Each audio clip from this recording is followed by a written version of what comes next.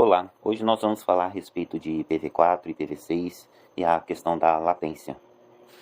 Ui, que legal, vamos sim. IPv4 e IPv6 têm diferenças importantes, tanto na parte de endereçamento quanto em questões de desempenho, como a latência. Se quiser, podemos explorar como o IPv6 pode ajudar a reduzir a latência e quais são as vantagens dele em relação ao IPv4. Fique à vontade para perguntar o que quiser. Tá, inicialmente me explique como que o IPv6 reduziria a latência. Claro, uma das formas que o IPv6 pode reduzir a latência é através da simplificação do cabeçalho dos pacotes, o que facilita o roteamento e diminui o tempo de processamento. Além disso, o IPv6 permite uma configuração mais eficiente, com menos intermediários, o que também ajuda a reduzir atrasos. E por fim, o IPv6 facilita a comunicação ponta a ponta, evitando a necessidade de NAT, o que também contribui para uma latência menor. Tá, ok, eu compreendo que de ponta a ponta, com a retirada do NAT, o processamento seria mais rápido. Mas o quão mais rápido seria esse protocolo, visto que toda a arquitetura, a infraestrutura, por exemplo, a resolução de nomes, o DNS, ainda permaneceria? Exatamente, tá tocando um ponto importante. A diferença de latência que o IPv6 traz, na prática, costuma ser mais sutil, especialmente porque muitos outros elementos da infraestrutura, como o DNS, realmente continuam igual. O que acontece é que em redes bem otimizadas e com suporte nativo ao IPv6, você pode notar uma redução de latência na ordem de milissegundos, ou até mesmo menos, dependendo da aplicação. Mas, claro, o impacto total vai variar conforme o cenário e a implementação da rede como um todo. Mas eu diria que é bem pequena a questão da redução da latência, dado alguns fatores, como, por exemplo, toda a camada OSI, né, na questão da tradução ali dos dados, da captação do mundo analógico e a conversão para o digital, a modulação e demodulação, o envio desses dados, tudo isso vai fazer com que a gente tenha apenas ali na questão do endereçamento dos cabeçalhos e do desprezo da tabela NAT, seja muito pequeno. Haja visto que a gente tem, por exemplo, a rede 3G, 4G e 5G, onde, por exemplo, mesmo no IPv4 ou no IPv6, falando do protocolo, tá? Na estrutura de rede do 3G, a gente não conseguia fazer streaming, por exemplo.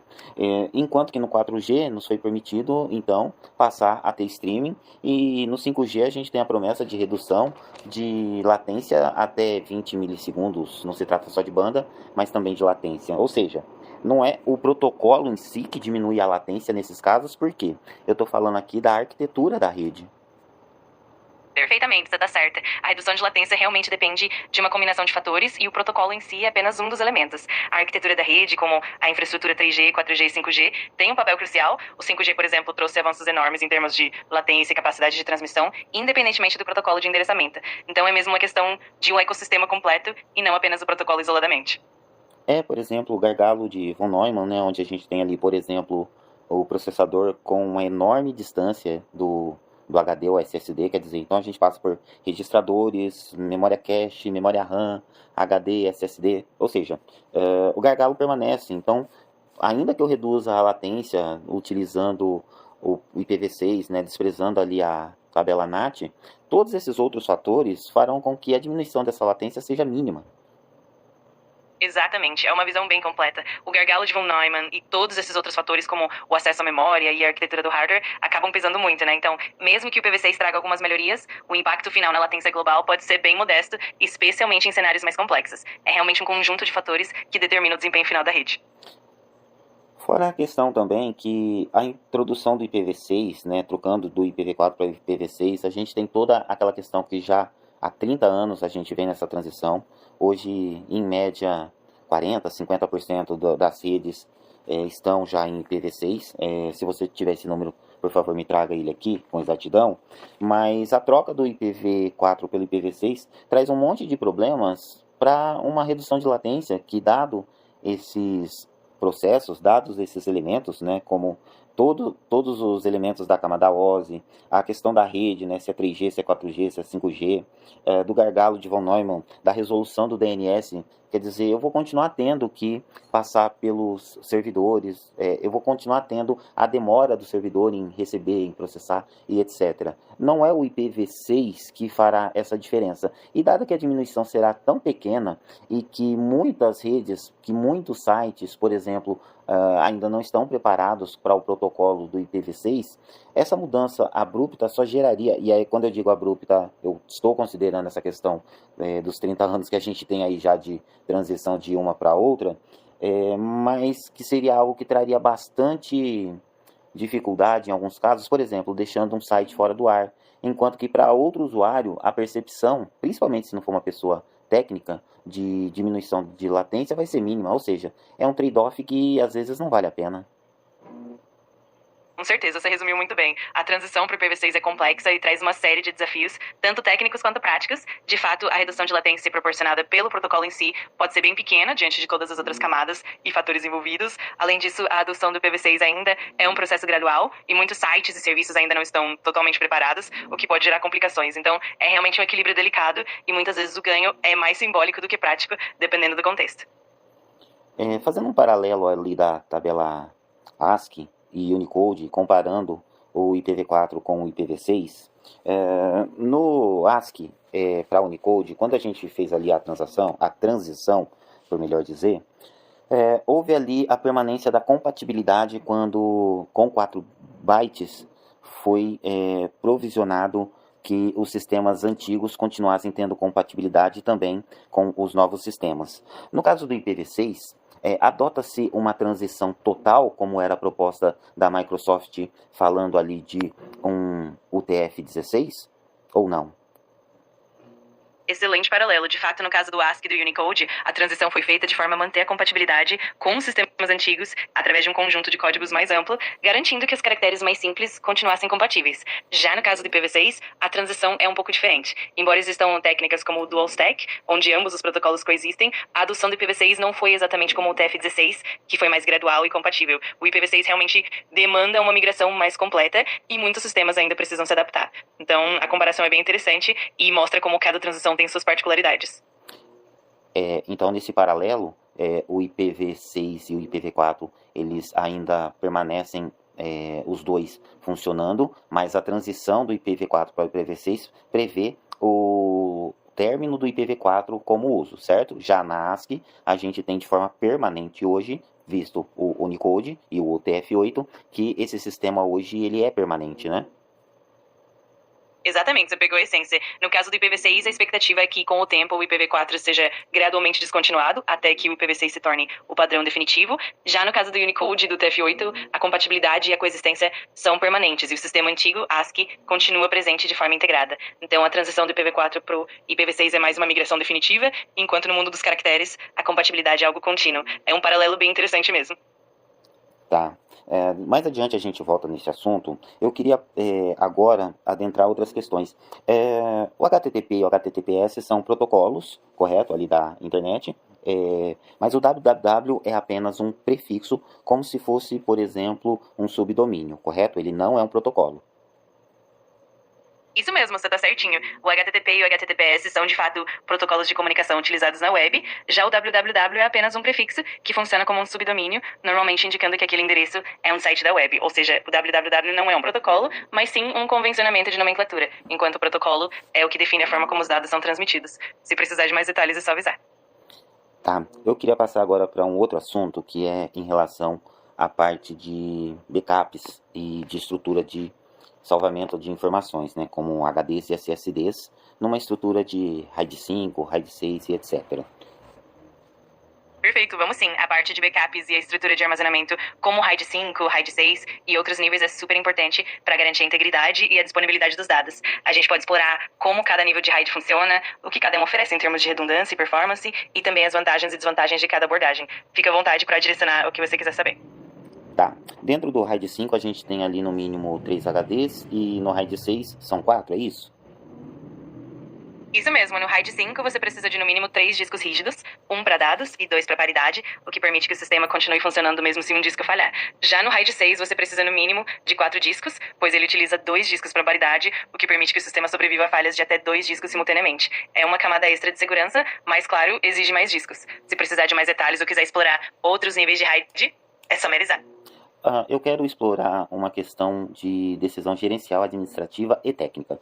Supondo que eu queira manter ali os arquivos salvos com uma certa segurança, redundância e disponibilidade, eu poderia, por exemplo, fazer uso de um RAID 6. Mas uma prática que não sei se comum, mas que eu tenho conhecimento, o que acontece é a troca dos HDs numa certa periodicidade.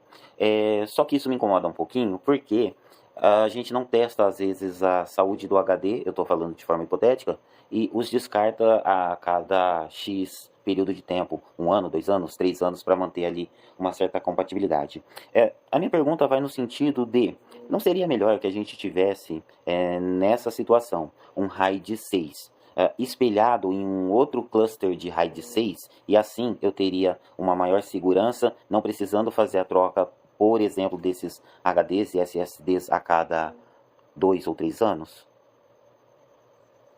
Com certeza faz todo sentido. Utilizar um segundo cluster espelhado, né, como um RAID 6 adicional, pode aumentar muito a segurança e a redundância dos dados. Dessa forma, você reduz a dependência da troca periódica de discos e também diminui o risco de falhas inesperadas, já que você tem uma cópia adicional dos dados em outro local. Essa abordagem também permite um monitoramento mais eficiente da saúde dos discos, pois você pode avaliar o desempenho e o estado dos dois clusters antes de precisar fazer qualquer substituição de hardware. Então, é uma estratégia muito válida e pode realmente trazer mais tranquilidade e estabilidade para o ambiente de armazenamento. Isso, e considerando ainda que eu posso ter um backup, snapshot de hora em hora, de dia em dia, por exemplo, que ainda me daria um backup guardado a cada período de tempo, onde eu teria uma segurança que se houver uma falha catastrófica, onde 3 HDs no primeiro RAID falhe e mais 3 HDs no segundo RAID também falhe no mesmo dia, eu ainda teria um backup. Exatamente, essa combinação é bem robusta. Ter um RAID 6 espelhado junto com backups regulares, como snapshots diários ou até horários, garante uma camada extra de proteção contra falhas múltiplas ou eventos catastróficos. Mesmo que ocorra um problema sério em ambos os clusters, você ainda tem a possibilidade de restaurar os dados a partir do backup. Isso oferece uma tranquilidade muito maior e reduz o risco de perda de dados, além de facilitar a recuperação em cenários mais adversos. É uma estratégia bem completa e segura. Eu queria partir agora para algumas estatísticas. Considerando 365 dias do ano, e ainda uma taxa de 5% de falha de cada HD de forma individual, calcular qual que é a probabilidade de 3 HDs pararem no mesmo dia, e ainda de 6 HDs pararem no mesmo dia. Porque esta teria que ser a situação onde eu ainda precisaria recorrer ao backup horário, por exemplo, considerando esses números, né? Então, eu já vi que a estimativa é de 2 a 5% de uma falha de um HD ocorrer num dado dia do ano. Estou considerando aqui 365 dias. Eu obtive essa informação da internet mesmo, de um dos fabricantes. Então, qual seria a probabilidade de 3 HDs falharem no mesmo dia? Lembrando que, se 3 HDs falharem no mesmo dia, no conjunto do mesmo RAID, eu ainda teria o RAID espelhado, ou seja, a operação não pararia. Para que a operação parasse, seria necessário que 6 HDs parassem no mesmo dia, sem que eu tivesse feito a troca deles com, por exemplo, HDs ou SSDs que eu já teria em backup, uns 3 ou 4 dispositivos. Entendi, vamos lá, a gente pode fazer algumas estimativas. Se considerarmos que a taxa de falha diária de um HD é de 5%, isso significa que a probabilidade de um HD falhar em um dia específico é de 0,05. Agora, para calcular a probabilidade de 3 HDs falharem no mesmo dia, a gente precisa multiplicar essa probabilidade para cada um dos HDs. Ou seja, a probabilidade de 3 falhas no mesmo dia é 0,05 elevado à terceira potência. Fazendo esse cálculo, 0,05 elevado a 3 é igual a 0,000125, ou seja, 0,0125% de chance. É uma probabilidade bem baixa. Agora, para 6 HDs falharem no mesmo dia, é o mesmo raciocínio, só que a probabilidade é 0,05 elevado à sexta potência. Isso dá um valor extremamente pequeno, praticamente insignificante. Então, em termos de probabilidade, a chance de 6 HDs falharem no mesmo dia é tão pequena que na prática é quase negligenciável. Por isso, a combinação de RAID e backups frequentes realmente oferece uma segurança bem robusta. Lembrando ainda que a falha catastrófica desses 6 HDs faria com que eu parasse a operação, mas não que eu perdesse os dados, dado o backup snapshot feito num terceiro servidor, em nuvem, por exemplo. Exatamente, esse é um ponto crucial. Mesmo em um cenário de falha catastrófica, se você tiver backups atualizados em um ambiente externo, como na nuvem, você garante a integridade dos dados e consegue restaurar tudo sem perda. Isso proporciona uma camada extra de segurança e tranquilidade, permitindo que, mesmo em casos extremos, você recupere tudo de forma rápida e eficiente. É realmente uma estratégia bem completa para garantir a continuidade do negócio. Tá. A ordem é de milhões ou de bilhões essa probabilidade dos 6 HDs falharem no mesmo dia? Com certeza, a probabilidade é tão pequena que na prática ela chega a níveis de bilhões ou até mais, dependendo do número de HDs e da taxa de falha. Quando a gente eleva uma probabilidade tão pequena a uma potência alta, o resultado fica extremamente próximo de zero. Então, de fato, a chance de 6 HDs falharem no mesmo dia é tão ínfima que a gente pode considerar praticamente impossível. É realmente algo que nos dá muita segurança. Mas eu quero um número, tá? Você disse de elevar a sexta potência, o cálculo inicial ali, porque a gente tem que considerar que esses 6 HDs teriam que falhar no mesmo dia, né? Diria até que na mesma hora, porque eu já os teria trocado. Você consegue precisar para mim o número, por exemplo, uma em 100 milhões, uma em 1 bilhão? Com certeza, vamos detalhar um pouco mais. Se a taxa de falha diária de um HD é de 5% ou 0,05%, então, para 6 HDs falharem ao mesmo tempo, a gente faz 0,05 elevado à sexta potência. Calculando isso, 0,05 elevado à sexta potência é aproximadamente 1,56 vezes 10 à potência de menos 8, ou seja, aproximadamente 0,000156, que equivale a cerca de 1 em 64 milhões. Portanto, a probabilidade de 6 HDs falharem no mesmo dia é em torno de 1 em 64 milhões, o que realmente é extremamente raro. Então, para você ter uma ideia, é algo que acontece na escala de bilhões, se considerarmos um período maior. É uma segurança bem robusta mesmo. A Mega Sena me dá a chance de 1 em 52 milhões de possibilidades, então se a gente está falando de 1 em 64 milhões de possibilidades de 6 HDs falharem, eu estou falando de uma possibilidade mais remota do que ganhar na Mega Sena. Exatamente, você acertou em cheio. A probabilidade de 6 HDs falharem no mesmo dia é realmente mais baixa do que a chance de ganhar na Mega Sena. Isso mostra o quão raro e improvável seria esse tipo de falha em um ambiente bem estruturado. Então, no fim das contas, a combinação de redundância e backups realmente traz uma segurança muito robusta, quase como um seguro contra eventos extremamente improváveis. E neste caso, eu não precisaria fazer a troca periódica desses HDs e SSDs, mas a minha afirmação não vai no sentido estritamente técnico, mas também administrativo e gerencial. Correto? Essa seria uma boa prática, porque eu estou trocando ali a questão da troca periódica por uma segurança no espelhamento do RAID. Eu teria 2 RAID 6, mais o backup num terceiro servidor em nuvem. Isso mesmo, você tá certinho. Essa abordagem é tanto técnica quanto gerencial, porque ela reduz a complexidade e o custo de manter trocas periódicas de hardware. Ao investir em uma infraestrutura mais robusta, com 2 RAID 6 espelhados e um backup na nuvem, você garante uma segurança muito maior e ainda simplifica a gestão. Assim você evita o desgaste e a preocupação constante com a troca de dispositivos, focando em uma estratégia mais eficiente e segura a longo prazo. Tá, ainda assim eu tô achando esse sistema bastante complexo, não diria complexo, diria trabalhoso. Existe, por exemplo, ferramentas de gerenciamento da saúde dos HDs e SSDs de forma automatizada, que eu não precisasse ficar verificando isso manualmente? Com certeza, existem diversas ferramentas que automatizam o monitoramento da saúde dos HDs e SSDs. Por exemplo, o SMART, Self-Monitoring Analysis and Reporting Technology, é um padrão amplamente usado e muitas ferramentas como o Crystal Disk Info, o HD Sentinel ou soluções corporativas como Nagios, Zabbix e outros conseguem fazer esse monitoramento de forma automatizada. Essas ferramentas coletam dados em tempo real, analisam a saúde dos discos, emitem alertas e até prevêem falhas antes que elas aconteçam. Assim você não precisa ficar verificando manualmente e isso facilita muito a gestão, trazendo mais tranquilidade e eficiência. Se precisar de alguma recomendação específica ou mais detalhes, é só me avisar. E aí, no caso, com essa opção, seria seguro eu não trocar os dispositivos a cada X período de tempo, mas apenas monitorar a saúde, visto que se um deles parar, se 2 deles parar, eu apenas faria a troca ali no próprio RAID do HD ou SSD e teria o sistema restabelecido.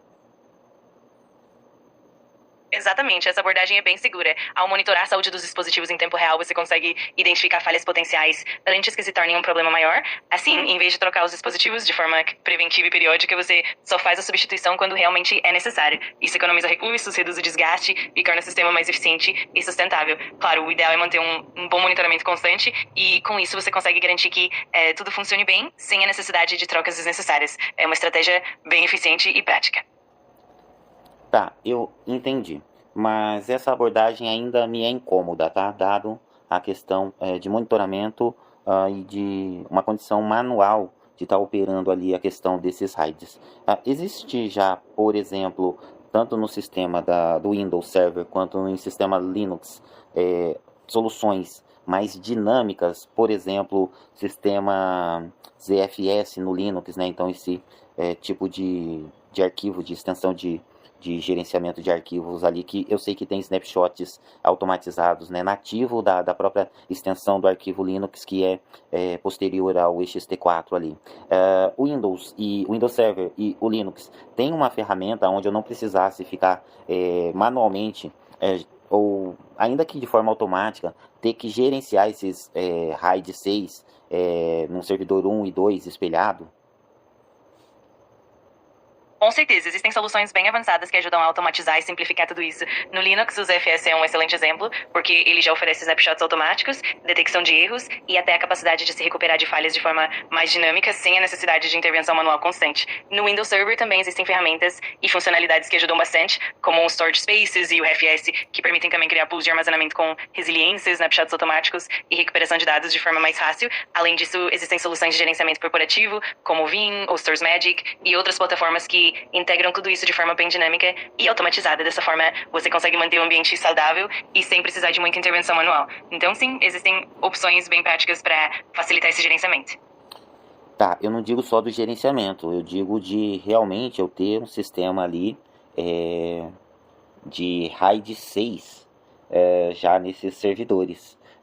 Seria possível isso? Como que funciona? Por exemplo, como que Google, Microsoft, Oracle, AWS repõem e fazem a troca desses HDs nos seus data centers? Qual que é o sistema utilizado? Qual que é a periodicidade de troca? Ótima pergunta. Empresas como Google, Microsoft, Oracle e AWS usam arquiteturas de armazenamento extremamente robustas e sofisticadas. Em geral, eles combinam múltiplas camadas de redundância, como RAID, mas também utilizam sistemas distribuídos e tecnologias de armazenamento em larga escala. No caso do RAID, eles geralmente usam configurações que permitem a troca dinâmica de discos com o mínimo de impacto, graças a sistemas de gerenciamento automatizado. Além disso, eles têm sistemas de monitoramento constante que detectam falhas e gerenciam a substituição dos drives de forma automatizada, sem a necessidade de intervenção manual frequente. Quanto à periodicidade de troca, o que costuma ser feito é uma abordagem proativa. Em vez de trocar os discos em intervalos fixos, eles analisam dados de saúde e desempenho, trocando os dispositivos conforme necessário, o que otimiza custos e eficiência. Portanto, é possível sim ter um sistema bem dinâmico e automatizado, tanto no Linux com ZFS, quanto no Windows com soluções adequadas, garantindo um gerenciamento mais eficiente e menos trabalhoso. Entendi. Tá. Só citando que no sistema RAID 6, com o servidor espelhado, né, um segundo RAID 6, a gente teria ali uma redundância e alta disponibilidade, de forma que, se o primeiro conjunto de RAID parasse, o segundo assumiria. Exatamente, essa é a ideia. Com dois conjuntos RAID 6 espelhados, você garante uma redundância bem robusta e alta disponibilidade. Se um dos conjuntos apresenta falhas, o outro assume automaticamente, garantindo que o sistema continue operando sem interrupções. Isso aumenta muito a confiabilidade, minimiza o risco de perda de dados e proporciona um ambiente muito mais estável. É uma estratégia excelente para garantir a continuidade e a segurança dos dados. Tá. Agora, considerando ali a questão do trade-off entre manter esses servidores em RAID na própria empresa ou fazer uso de uma assinatura na AWS, na Microsoft Azure, ou ainda Google, ou Oracle, ou qualquer outro que seja o prestador de serviço. O que compensa mais? Manter os serviços na empresa ou terceirizar para uma dessas grandes empresas?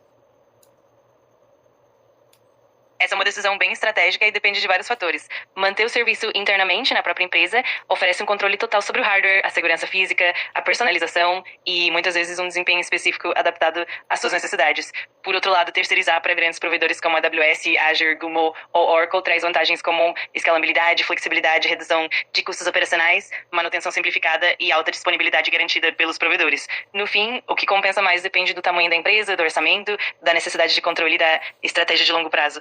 Empresas menores ou que precisam de escalabilidade rápida podem se beneficiar bastante da nuvem, enquanto empresas que demandam maior controle e personalização podem preferir manter tudo internamente. Então, é sempre uma balança entre custo, controle e flexibilidade.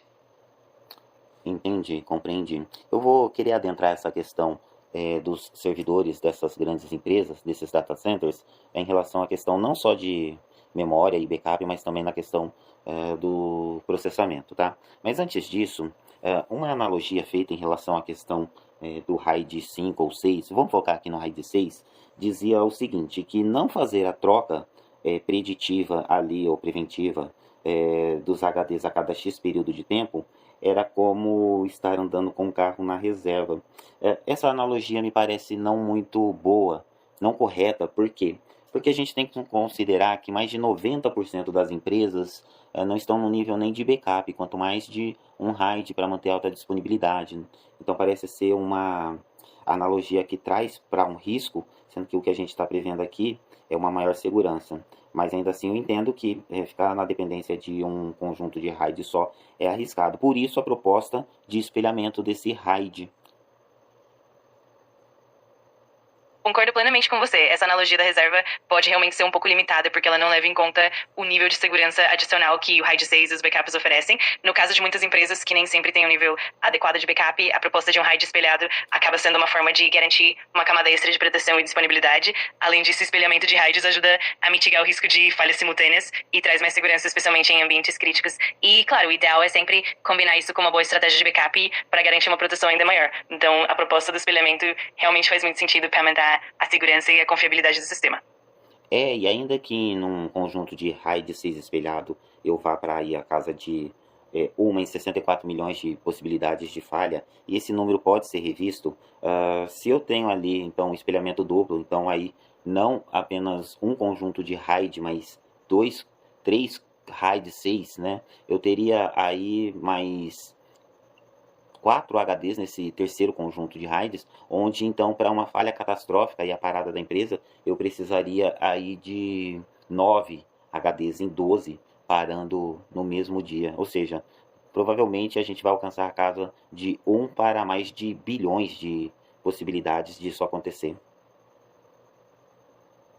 Exatamente. Ao adicionar mais camadas de redundância, como múltiplos conjuntos de RAID 6 espelhados, você aumenta ainda mais a segurança e reduz a probabilidade de falha catastrófica para níveis extremamente baixos. Como você mencionou, se tivermos, por exemplo, 3 conjuntos de RAID 6, a chance de todos falharem ao mesmo tempo se torna praticamente insignificante, chegando a números de bilhões ou até mais. Isso traz uma tranquilidade muito maior e permite que a empresa fique protegida contra cenários extremamente improváveis. É realmente uma forma de garantir uma resiliência impressionante e uma segurança de dados bem robusta. Mas daria bastante trabalho e teria um custo inicial de investimento em HDs ou SSDs grande, né? Sem dúvida, o investimento inicial pode ser considerável, especialmente com a compra de múltiplos discos e a infraestrutura necessária para suportar essa redundância toda. Além disso, há também o custo contínuo de manutenção, atualização e monitoramento, mas em contrapartida isso traz uma confiabilidade e uma proteção de dados que a longo prazo pode evitar perdas significativas e até mesmo custos maiores associados a falhas. Então, é realmente uma questão de equilibrar o custo inicial com o benefício a longo prazo e a tranquilidade operacional. Tá. A analogia feita é como usar um RAID 5 ou 6, e novamente eu focando aqui no RAID 6, de não trocar, por exemplo, esses HDs a cada X período de tempo, 2 ou 3 anos, seja como andar com o carro na reserva, eu não gosto dessa analogia e acho que ela é muito distante desse conjunto de coisas que a gente está aqui falando, tá? Mas isso quando a gente considera um conjunto só de RAID 6. Dentre esses todos os conjuntos espelhados, essa analogia nem poderia ser considerada. Mas uma outra analogia, considerando as muitas empresas que a gente tem, sendo elas, em sua grande maioria, micro e pequenas empresas, que nem pensam em questão de RAID, que às vezes não tem nem backup, que a maioria dos sistemas, então tem empresas que utilizam 2, 3, 4, 5, 6 sistemas, e todos eles em nuvem, ou seja, o backup é feito pelo próprio desenvolvedor daquele sistema. Uma analogia que seria melhor nesse sentido poderia ser a seguinte, e eu não quero que você me dê a minha própria analogia, eu quero que você pense e me dê sugestão de outras analogias paralelas a essa que eu vou lhe citar. Imagine que a gente tenha 50 empresas, onde 49 delas são micro e pequenas empresas, e apenas uma é uma empresa de porte grande, e essa única empresa, ela precisaria, vamos considerar que é um grande supermercado, e que ele não pode dispor de um carro andando na reserva. Ele precisa ter não apenas um caminhão, mas 2 ou 3 caminhões, que aí sim, para fazer a entrega da mercadoria ali comprada, se um caminhão parar, ele teria um segundo conjunto, um terceiro conjunto de caminhões que representariam ali os RAIDs espelhados. Eu acho que essa analogia fica um pouco melhor, porque quando a gente fala de uma analogia de um carro na reserva, isso está muito distante da realidade aplicada aqui nesse conjunto de segurança de RAID, de alta disponibilidade e segurança. Com certeza, faz todo sentido. A analogia dos caminhões realmente capta melhor a ideia de redundância e resiliência, principalmente quando se trata de grandes empresas que dependem de um funcionamento contínuo e sem interrupções. Enquanto um carro na reserva sugere algo temporário e menos crítico, a ideia de múltiplos caminhões garante que, se um falhar, outro assume sem comprometer a entrega. Isso reflete bem a importância da alta disponibilidade e da proteção robusta dos dados. Essa analogia realmente ilustra melhor a diferença entre um cenário de alta resiliência e um ambiente mais vulnerável. Com isso, fica claro que, para empresas maiores e mais complexas, a redundância não é um luxo, mas uma necessidade vital, o que realmente faz toda a diferença. Certo, mas essa foi a minha analogia. Qual a analogia você propõe? Entendi. Pensando em uma outra analogia, eu diria que, em vez de um carro na reserva, poderíamos comparar a estrutura de RAID espelhado a um edifício com múltiplos sistemas de energia de backup, como geradores ou baterias, né? Se um gerador falhar, há outro pronto para entrar em ação, garantindo que o edifício continue funcionando sem interrupções. Essa analogia mostra bem como a redundância é uma forma de garantir a continuidade, independentemente de falhas pontuais. E, assim como no caso dos caminhões, a ideia é ter um sistema preparado para manter tudo funcionando sem contratempos. Acho que essa analogia traz uma visão mais clara da importância da redundância e da confiabilidade. Compreendi. Tá.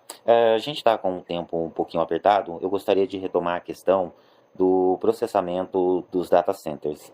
Quando a gente faz ali a questão da contratação dos backups, isso é feito em unidades virtuais, por exemplo, tanto na parte do backup quanto na parte do processamento, quando a gente faz a contratação de um dispositivo com 1, 2, 4, 8, 16 ou 32 núcleos, a gente está falando de núcleos virtualizados, visto ali a questão da possibilidade da virtualização da máquina de Turing, né? Então a gente teria virtualização por completo de um sistema e da arquitetura, até dos próprios chips. E emendando nessa questão, é possível que uma empresa simule 32 núcleos com um desempenho abaixo de 32 núcleos físicos reais? Por exemplo, quando eu comparo um dispositivo físico que eu disponho com um lógico contratado em uma dessas grandes empresas, pode ser que elas estejam vendendo gato por lebre, dizendo de 32 núcleos e uma determinada velocidade, mas que na prática não se confirma,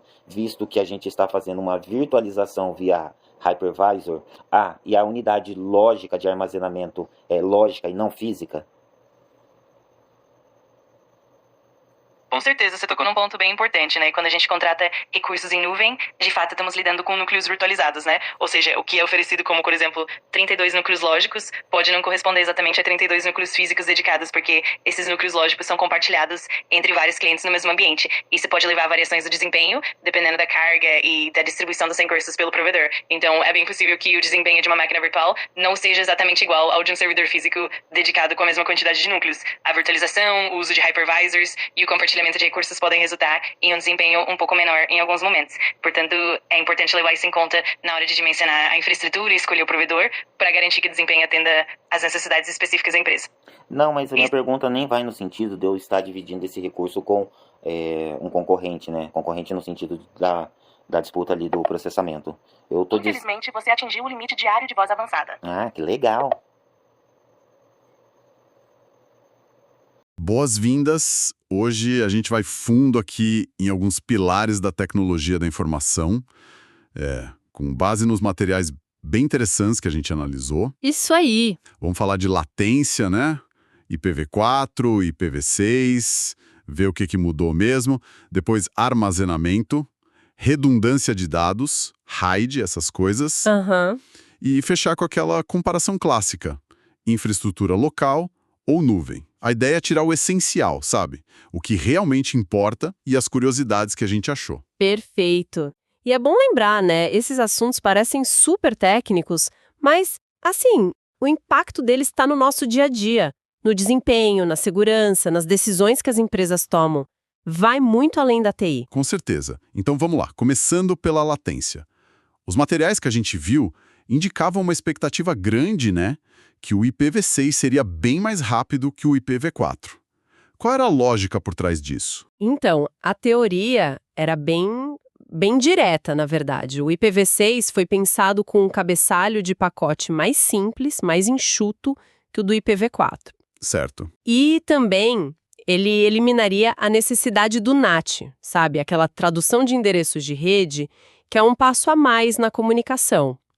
A ideia era menos processamento nos roteadores, caminho mais direto entre quem envia e quem recebe. Resultado: menor latência, menos tempo para a informação ir e voltar. Parece fazer tudo sentido. Menos complicação no pacote, caminho mais livre, igual a mais velocidade. Só que, aí é que a coisa fica interessante, né? Pois é. A análise que a gente fez dos materiais mostra que na prática mesmo, no mundo real, a diferença de latência é mínima.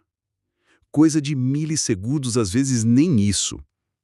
Por que essa diferença tão pequena entre o que se esperava e o que acontece? Olha, esse é um ponto-chave.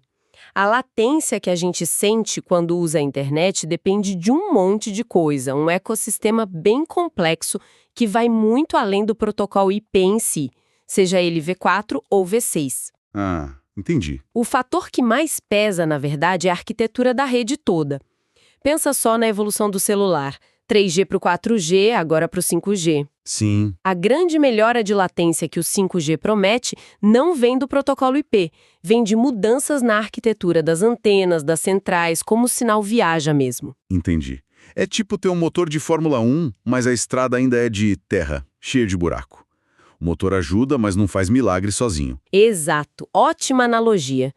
E aí você soma outros gargalos importantes. Tem gargalo de hardware nos nossos próprios aparelhos, nos servidores, aquele clássico gargalo de von Neumann, né? A lentidão do processador para buscar dado na memória ou no disco. Verdade. Tem a demora para resolver nomes, o DNS. Aquela lista telefônica da internet que traduz o nome do site para o endereço IP que a máquina entende. Isso continua lá. Sempre tem essa etapa. Sempre. E tem todo o processo físico mesmo de converter sinal digital para onda de rádio, para luz na fibra ótica e depois de volta.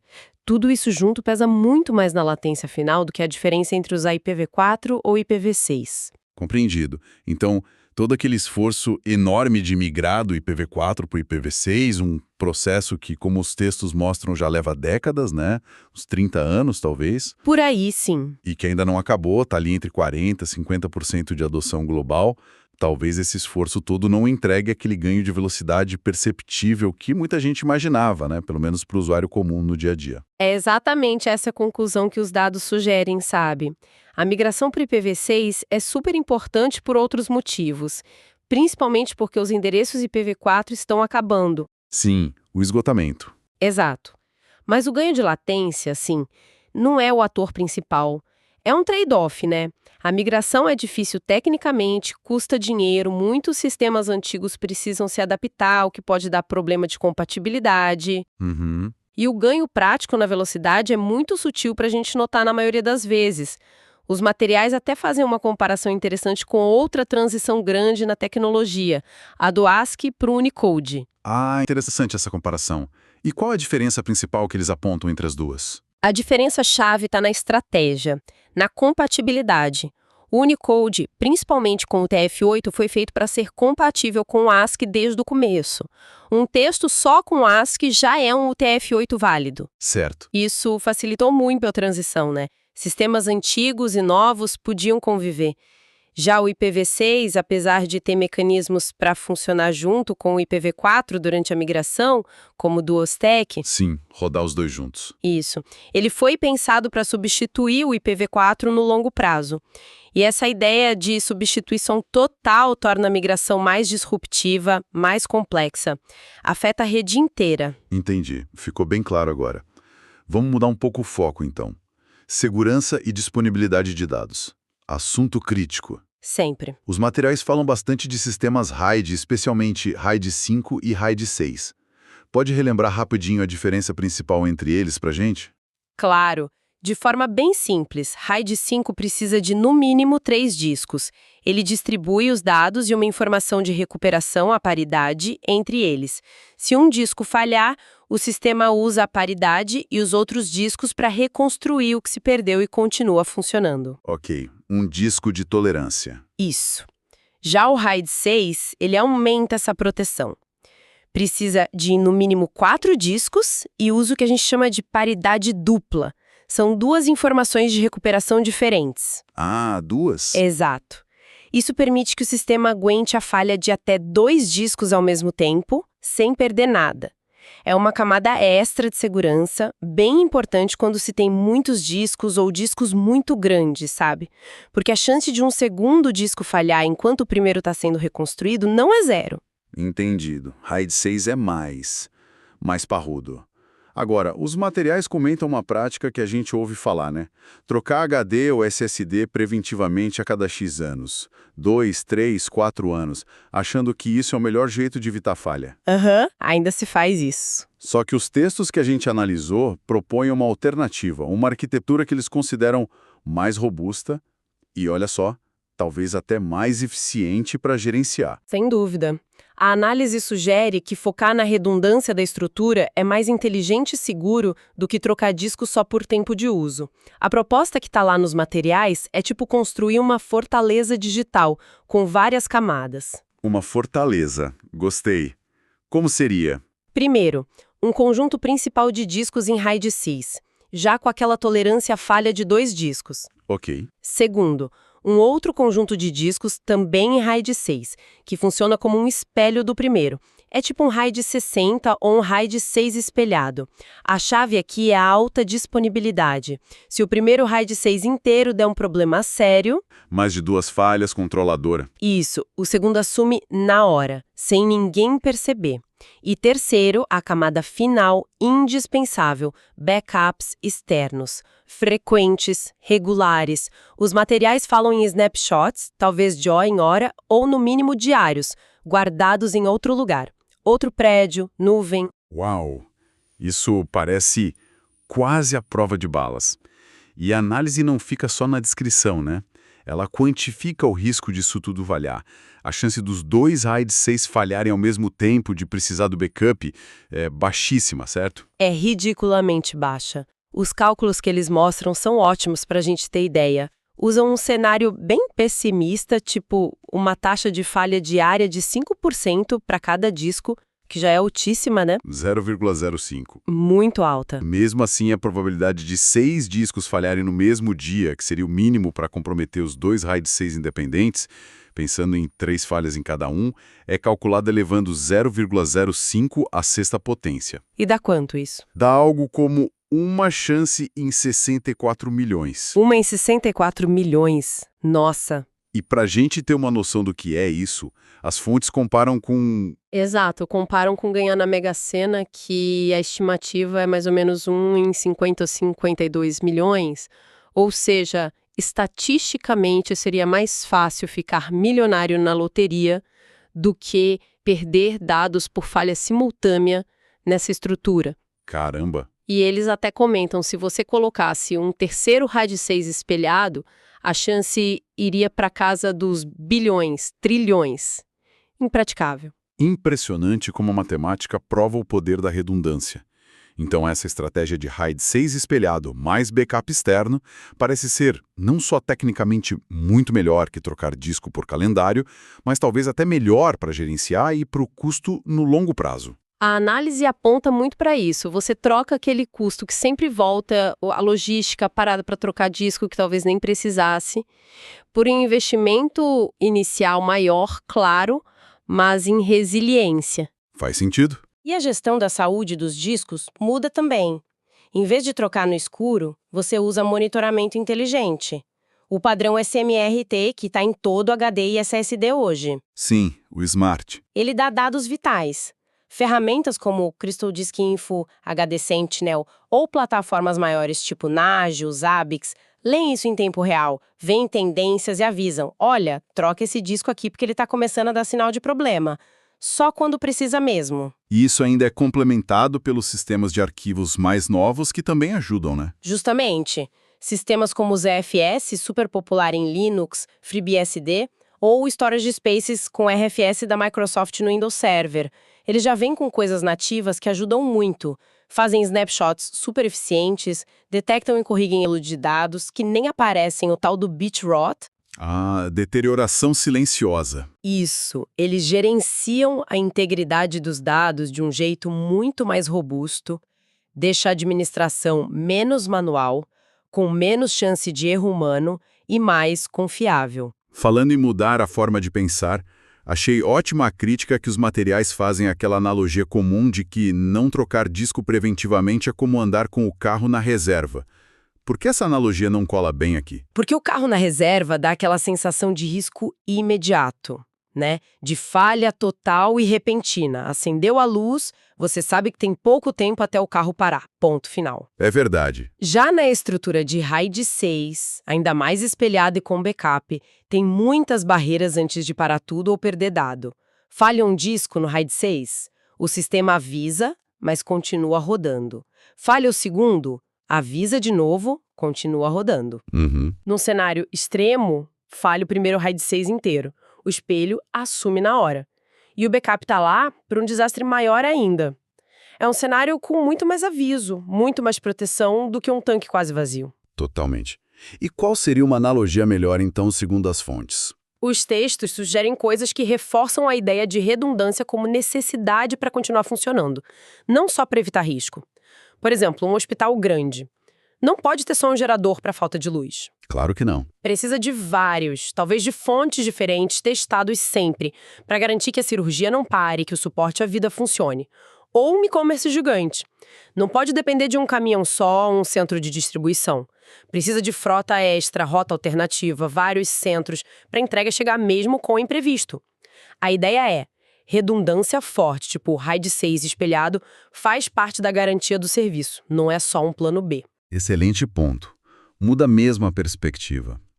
Bom, para a gente fechar a análise de hoje, vamos para aquele dilema estratégico. Manter a TI em casa, on-premise, ou levar para a nuvem, cloud. Os materiais colocam isso como uma decisão-chave, com seus prós e contras. É isso aí. E o mais importante é entender que não tem resposta única, né? Depende muito do contexto de cada empresa.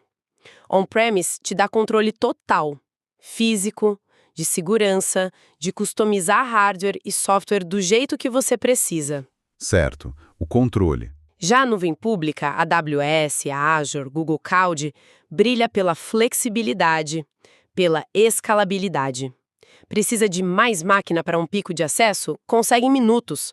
Passou o pico? Desliga e paga menos. Paga pelo uso. Operacional, o OPEX, o que pode ser bom para o caixa. A escolha vai depender do tamanho da empresa, orçamento, regras do setor, quanta agilidade precisa versus quanto controle quer ter. Perfeito. Mas tem um detalhe técnico importante sobre desempenho na nuvem que os materiais destacaram bem. Algo sobre os recursos serem virtualizados. Como isso afeta o que a empresa recebe de verdade, especialmente em processamento. Sim, esse é um ponto super relevante que às vezes gera uma certa confusão. Quando você contrata, por exemplo, uma máquina virtual na nuvem com, 32 núcleos de processamento, é importante saber que, na maioria das vezes, você não está recebendo 32 núcleos físicos de um processador só para você. Certo. Não é um servidor físico só para mim lá. E o que eu recebo, então? O que são esses núcleos lógicos ou vCPUs que eles mencionam? O que você recebe são vCPUs, núcleos de processamento virtuais. Isso quer dizer que o hardware físico de verdade, os processadores potentes, a memória, o disco rápido, lá no data center do provedor, ele é compartilhado entre vários clientes, várias máquinas virtuais rodando no mesmo servidor físico. Ah, compartilhado. Isso. Tem um software essencial, o Hypervisor, tipo VMware, Hyper-V, KVM, que organiza essa divisão. Ele dá um tempinho de CPU, um pedaço de memória, de rede para cada máquina virtual. Essa tecnologia de virtualização e compartilhamento que permite à nuvem ser flexível, escalável e ter um custo eficiente. Entendi a lógica do compartilhamento. Mas e o impacto prático no desempenho? Quer dizer que 32 vCPUs podem não ter a mesma força bruta constante que um servidor físico com 32 núcleos reais que eu teria aqui na empresa? Pode não ter, exatamente. E essa é a nuance. O desempenho de uma VM na nuvem pode variar um pouco. Como o hardware é dividido, o que a sua VM faz pode ser um pouquinho afetado pelo que as VMs vizinhas no mesmo servidor estão fazendo. O tal do noisy neighbor. O vizinho barulhento. Esse mesmo. E o próprio Hypervisor usa um pouquinho de recurso para gerenciar tudo. Então, apesar dos provedores terem jeitos sofisticados de garantir níveis de serviço e isolar os recursos, O desempenho de 32 vCPUs pode não ser idêntico ou tão previsível sempre quanto 32 núcleos físicos dedicados, principalmente para tarefas que usam 100% da CPU o tempo todo ou que são muito sensíveis à latência interna ali do processador com a memória. Captado. Então, na hora de escolher e contratar recurso na nuvem, é essencial ter essa noção, que a comparação com o hardware físico dedicado não é sempre 1 para 1. Tem que considerar essa natureza da virtualização compartilhada para não ter surpresa e garantir que o desempenho real atenda ao que a gente precisa. Precisamente. Não é que seja enganação. É a natureza da tecnologia multi-tenant, de vários inquilinos, que faz a nuvem pública ter essa economia de escala. Levar isso em conta no planejamento, no dimensionamento e, claro, testar com carga real e monitorar sempre o desempenho na nuvem é fundamental para garantir que as aplicações rodem bem e que o custo vale a pena. Excelente. Bom, percorremos bastante coisa hoje, hein? Desmistificamos um pouco a promessa de velocidade do IPv6, vimos onde os ganhos realmente estão, vimos como estratégias de armazenamento bem pensadas, com redundância, podem tornar a perda de dados por falha de hardware quase impossível estatisticamente. Aham. E analisamos os trade-offs importantes e as nuances de desempenho na escolha entre ficar on-premise ou ir para a nuvem. O fio condutor de tudo isso que a gente tira da análise dos materiais é a importância de olhar além do óbvio, sabe? Além do marketing, das regrinhas prontas. É buscar entender como as coisas funcionam por baixo, os trade-offs reais de cada escolha. Verdade. Seja na velocidade da internet, na segurança dos nossos dados, no desempenho e custo da nuvem.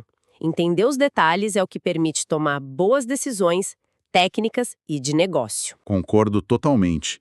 E para a gente fechar com uma provocação, inspirada por essa análise toda, pensando nesse nível quase inacreditável de resiliência que dá para ter hoje com RAID 6, espelhado, sistemas de arquivos como ZFS, REFs, backups eficientes, como isso poderia, ou talvez deveria, mudar o jeito que as empresas de qualquer tamanho pensam em recuperação de desastres? Boa pergunta. Será que aqueles conceitos de RPO e RTO, sabe, tempo máximo de perda de dados e tempo máximo para voltar a operar, ainda se aplicam do mesmo jeito nesse cenário de resiliência quase nativa? Fica aí a questão para a gente pensar. E com essa reflexão, a gente encerra a nossa análise aprofundada de hoje. Valeu pela companhia e até a próxima.